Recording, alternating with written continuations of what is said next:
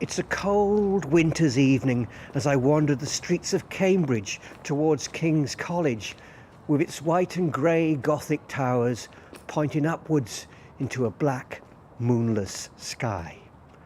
And looking across the roofscape of the city, I can see the chimneys, some brick and some stone, some tall and some small, some simple and some ornate, perhaps representative of the people who live beneath them. I think back to the chimney sweeps, the men and the boys who over hundreds of years have kept these chimneys going. And this week I'm going to join in that tradition as I become a modern day chimney sweep.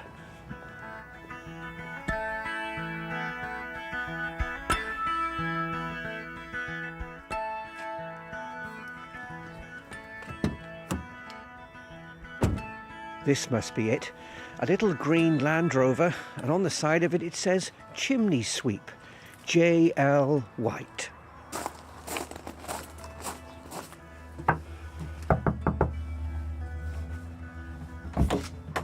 Good morning, Lawson. Steve. Hi, pleased to meet you. And you too. I'm looking forward to working with you this week.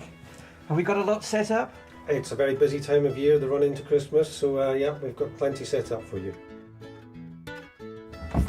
We better get off. And where are we going? We're going to a pub just round the corner. Have you had this Land Rover for long? This one about 6 years, I think. 6 years. Right. It gets me noticed. People give me a wave as I'm driving around. I'm not even certain who they are a lot of the time, but they recognise me, and that's what's important. Here we are. Didn't exactly get stuck in traffic getting here. What's the name of this pub? This is the Black Horse. The Black Horse. And this is your local as well? It is. It can't be more than 150 yards from my house. Talk me through what you carry in the van. We need different types of rods, different lengths of rods, different strengths of rods. Obviously different sized brushes and flails for cleaning different sized chimneys. And then we have quite a bit of foam sponge used for blocking up mostly open fire spaces. So you can clean without the soot coming into the room. So we've got control of all the dust. And this big silver cylinder, about the size of a dustbin, it looks like is it a vacuum cleaner or something? It certainly is, yes. Smell of beer. And we're walking behind the bar. The fireplace just next to the dartboard. Yeah, so it's a wood-burning stove inside the hearth of what would have been a traditional fireplace. Preparation for the job is very important, isn't it? Because you don't want to get soot everywhere. It can take longer, but I'd rather spend extra 10 minutes preparing the area than have to stop halfway through and reset everything. Have you ever had any complaints of people who said there's soot everywhere, or you've damaged my white sofa or anything like that? I've had one disaster in my career which was out with my control when my vacuum caught fire and blasted a room full of smoke, soot and ash. Nice light carpet, leather furnishings, even the walls had a very fine film of black dust all over them, so the entire room needed to be redecorated. The carpet came good, and my insurance company came good. It's the only time I've had to call upon them, but generally there should be no excuse for a chimney sweep to make dust or soot. I guess chimney sweeping's come on a long way since climbing boys and all the rest of it. You would have assumed that they turn up with their flat caps and covered in soot. Some do. Even today. Oh, absolutely. There's plenty of filthy chimney sweeps around, but it needn't be like that. We work in a completely unregulated industry, so there's no requirement for training or be a member of any trade organisation whatsoever. But how would the customer know if someone's part of a guild or of chimney sweeps or not? They could do some research online first or ask. If you're a member of the guild or the National Association of Chimney Sweeps, we would carry ID cards. What's coming first? So we've opened up the stove and we're going to have to enter the flue by taking out the bricks inside, the kind of side walls of the stove itself. Yeah. So I've got to take that out to get that out to get that out. It's like a jigsaw puzzle, isn't it? Taking apart the side walls rather of annoyingly, the stove. It is, yeah. You enjoy the job though, Lawson? Well, I do, yes. Yeah, it's not always easy, by any means. You like being your own man, really, do you? Rather than having to I've been report to someone. Well, I've been self-employed all of my working life, so I don't really know what it's like to have a proper job, as my mum would call it. What were you doing before you went into sweeping? Well, immediately before, I spent 18 months or so working in a village pub, doing pretty much everything except Cleaning the chimneys. except cleaning the chimneys, except the cooking. Right. But that pub unfortunately closed, and I was looking for something to do. My good lady is a chiropractor, and one of her patients was complaining to her about not being able to find somebody to train and work with him. So I thought that might be a good thing to do for 6 months or so while I got myself sorted out. And anyway, here we are 15 years later. Well, I'm going to have to get this. Okay, sorry. Get this. It's all right. I'm going to have to get this out of here, though.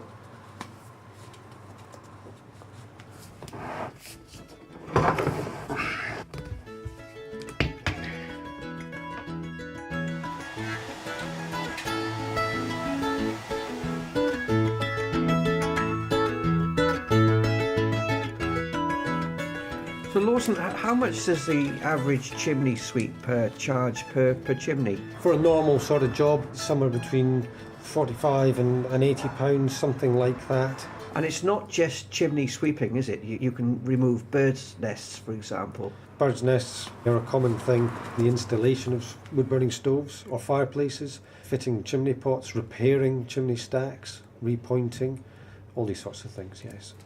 Keeps you busy. When it gets to this time of year, it's a long slog from August through to Christmas time, but then by mid to late January things will have quietened down so much that there's an enforced break anyway, which I quite like. And so my first day learning to be a sweep continued, from pub to cottage to bungalow. And watching Lawson, it was becoming clear to me that the job of a chimney sweep was a lot more technical than I imagined. One more pint of bitter, please. Yes, certainly, sir. Same as you had before. Yes, please.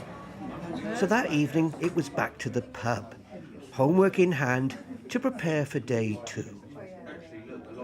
Sipping a pint next to a real fire in a pub, and staring at the glowing embers and enjoying the moment. I guess a Buddhist monk might call this mindfulness.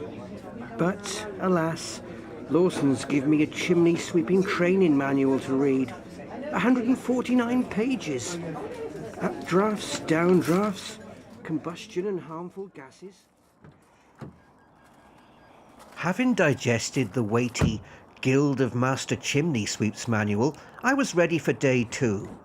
This time with another sweep, who'd give me the chance to clean my first ever chimney.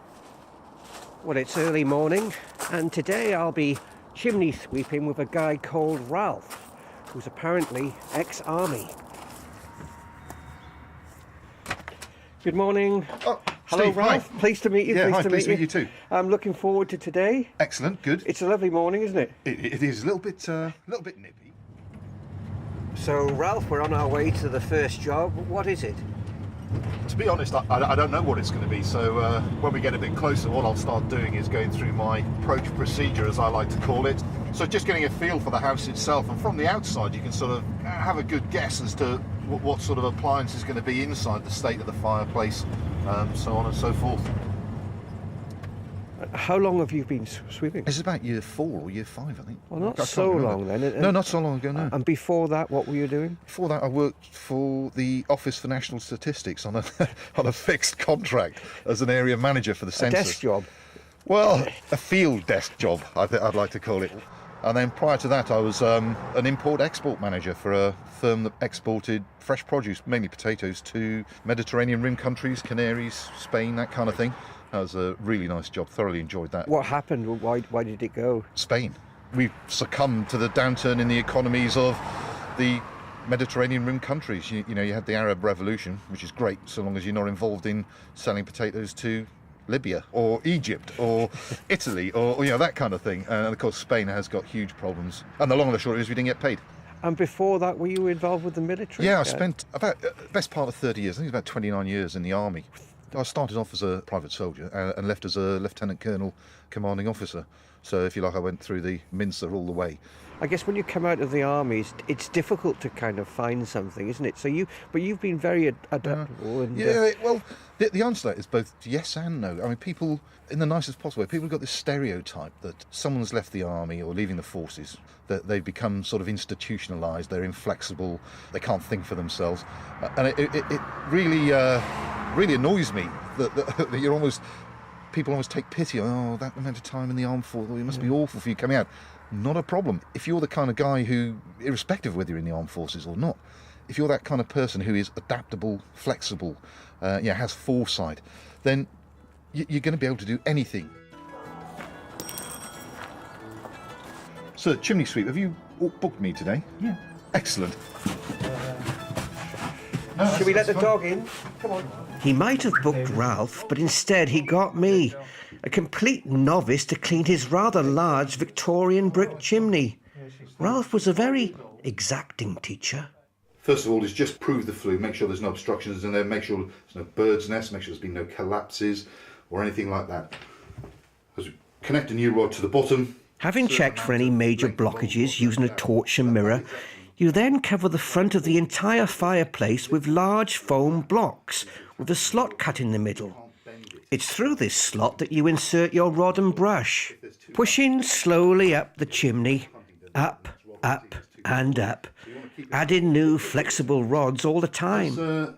Screw the new rod in, and then as you push the rod up, we're after rotational movement, because we've got to keep the brush attached to the end of the rods. If you don't rotate the rods, the brush will simply unscrew itself.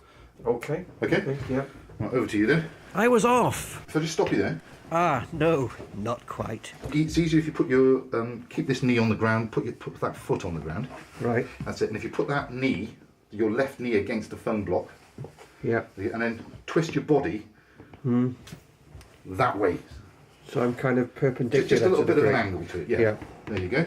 So I'm just screwing in the rod. I felt like a contortionist, half lying, half sitting, and sometimes kneeling in front of what is known by the chimney sweep as the black altar. Each rod is about, what, 2.5 feet? long. 3 feet. And I guess we know once we've used 10 rods at 3 feet. That's 30 feet. Yeah, but So that's 30 feet. Okay, another rod goes up. I'm turning as I push it up. It's actually hard to get it to turn, isn't it? Yeah. You're out of puff. No, I'm fine. Okay. Well, I was fine, but only just. Chimney sweeping is a lot more physical than I'd ever imagined. Once you've attached 10 or so rods together to get the brush to the top, you then have to disconnect them one by one as you slowly bring the brush back down, twisting and turning all the way so that the flue gets a really good clean, whilst at the same time vacuuming the falling soot.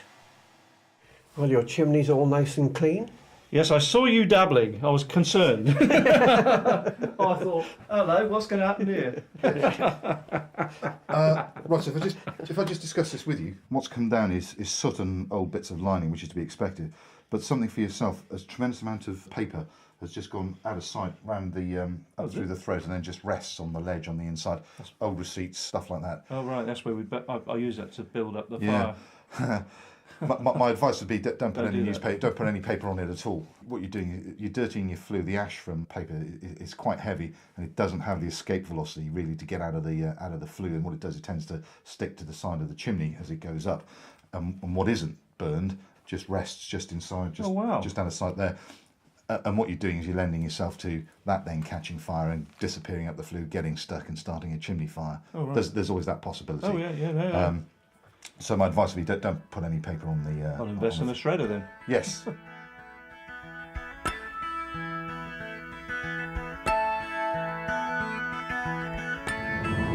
You were a lieutenant colonel, someone with quite high status in the military, and then you come out as a chimney sweep, which, now that I've seen it, doesn't have low status at all. No. It's a skilled job, but people assume that. Of course they you do, lose yeah. that kind of sense of pedigree, don't you? Well, in some respects, that's not bad. Where's the pressure? Obviously, there is pressure. Get the job done, get it done right, and all that kind of thing. But when you're a commanding officer in charge of 650 blokes and you're going away on operations, the pressure is absolutely immense. If it goes wrong, the buck stops with you. It's as simple as that. So even though perhaps the kudos isn't there, the pressure is relieved, and I'm perhaps able to enjoy myself, my home life, my family. You're not waking up at 2 o'clock in the morning, as one of my commanders used to say, in a cold sweat, saying, what happens if this goal goes wrong? It's all going to stop with me. So it's a lot more relaxing in that respect, because you are master of your own destiny. I'm not going to get blown up, I'm not going to get shot at, I'm not going to be hauled over the coals by someone for something that I had nothing to do with. You know, my blood pressure's not up, you're not burning the midnight oil over anything and everything. Your military heritage, do you find though it helps also with being a chimney sweep? I noticed, for example, you are strictly disciplined, Yeah. but you have those little touches like the finely polished shoes. You seem to be a man who likes detail. Well, as the saying goes, the devil is in the detail, and you never ever get a second chance at the first impression. And yeah, I've had shiny shoes since I was 16, so I don't see why I should stop now because I sweep chimneys.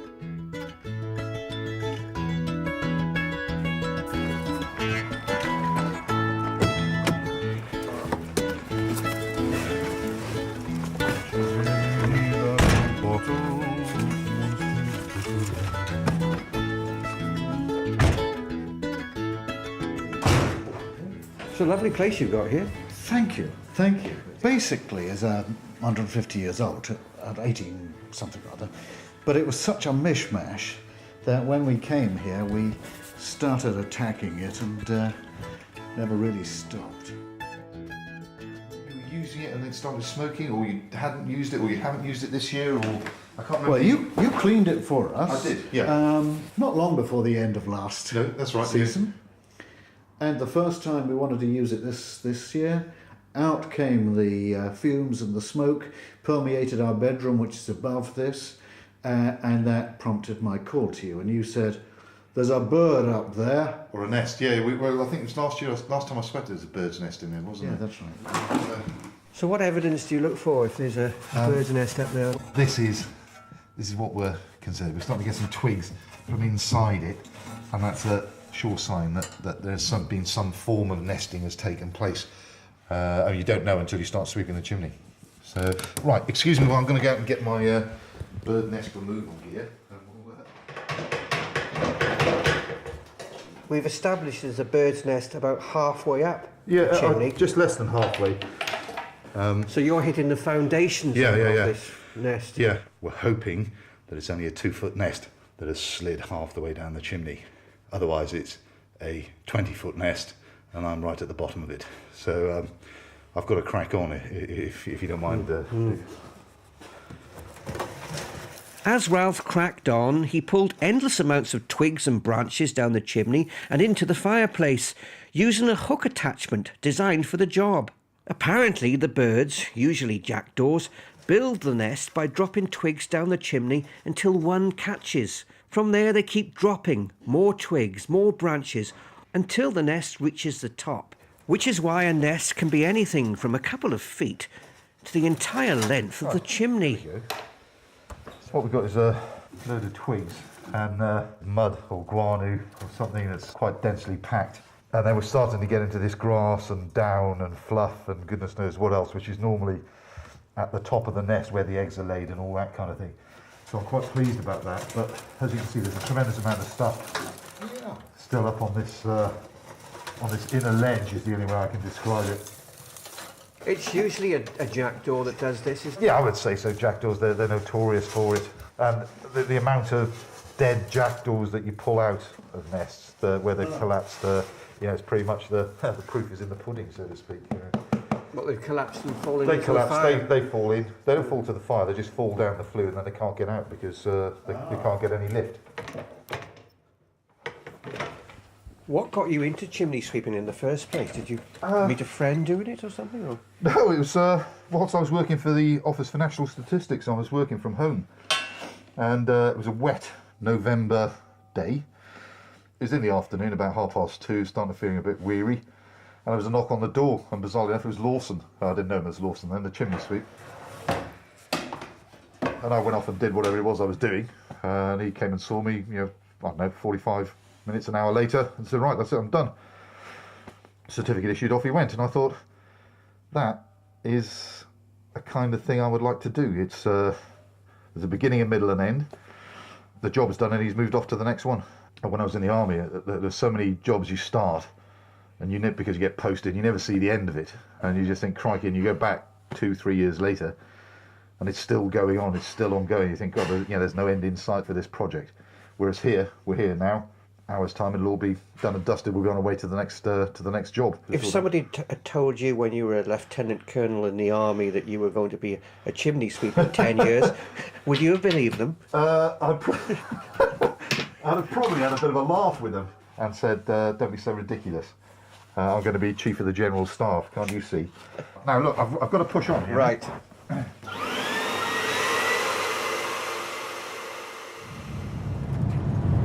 Driving through these villages, you see all these old little cottages and houses, and there's plenty of chimneys to go around anyway, isn't there? There is, and more people are starting to open up old fireplaces and get multi-fuel or wood-burning stoves installed, or just reactivate their open fire. Is that a fashionable thing, or is it a necessity with the economy? Is it cheaper to burn solid fuels? I think it's starting to dawn on people that actually there's an initial outlay on getting a stove installed, but then the return on that really can be quite good for the customer.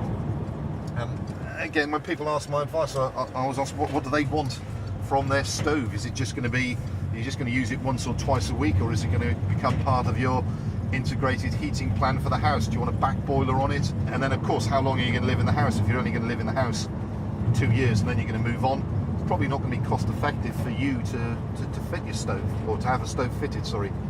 So you need to have quite a lot of knowledge as a chimney sweep. You're not just cleaning the chimneys. People ask you for advice as well, do they? Indeed. And what you've got to have is a thorough understanding of building regs, document J 2010, which is the building regulations that covers solid fuel appliances, general solid fuel appliances, gas appliances and oil appliances.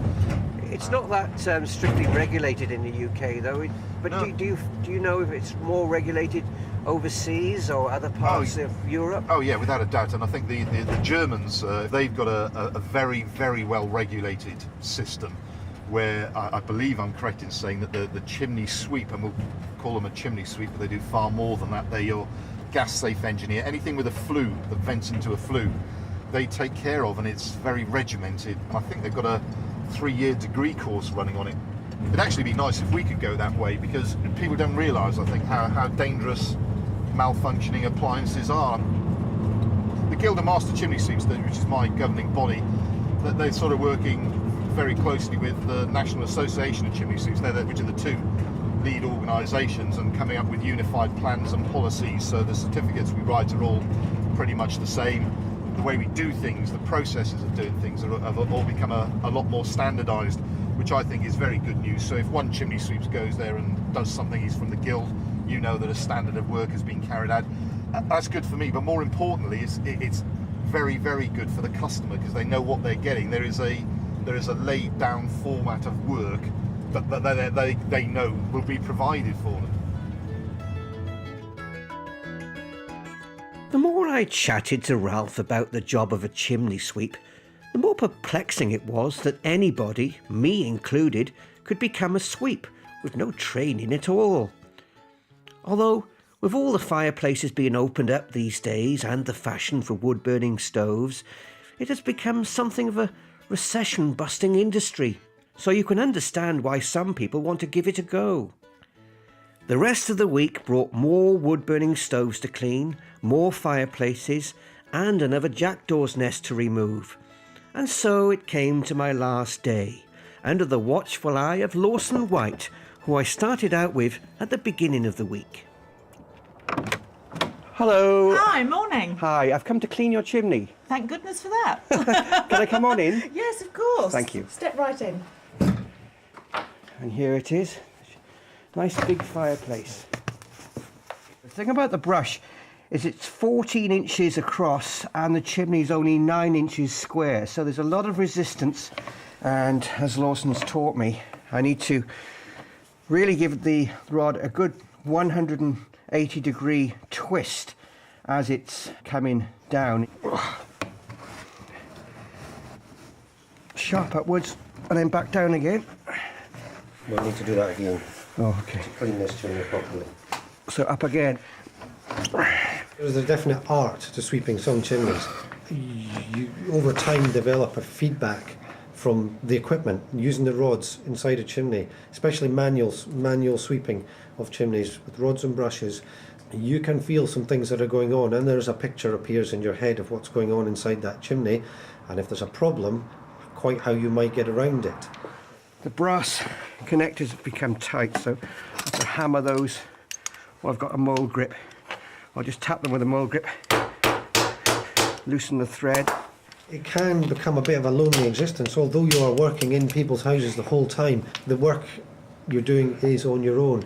Some people do team up, perhaps with a spouse or somebody else, maybe at busy times to help doing a bit of fetching and carrying, but by and large it is a one-person job. Okay, so the hoovering is done, the grate is nice and clean, very spotless, and the next stage is the smoke pellet. This is a small red little cylinder, looks like wax, about the size of a bullet, and we have to light this with the lighter, and it's already smoking away a lot, and it's drawing nicely up into the chimney. So I'm just going to pop outside and check that the smoke's coming all the way up.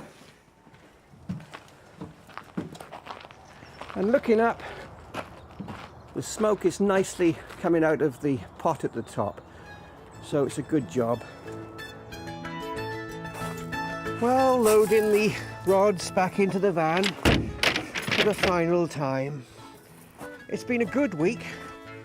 Toolbox, foam blocks, more rods, brushes. So Lawson, do you think I'll ever make a good chimney sweep? Well, you've done well this week. It's a harder job than most people would imagine, but you've paid attention. Yeah, show real promise. Thanks, and I really enjoyed my week. It's been a lot of fun too. Well, I'm glad you did. Glad you did.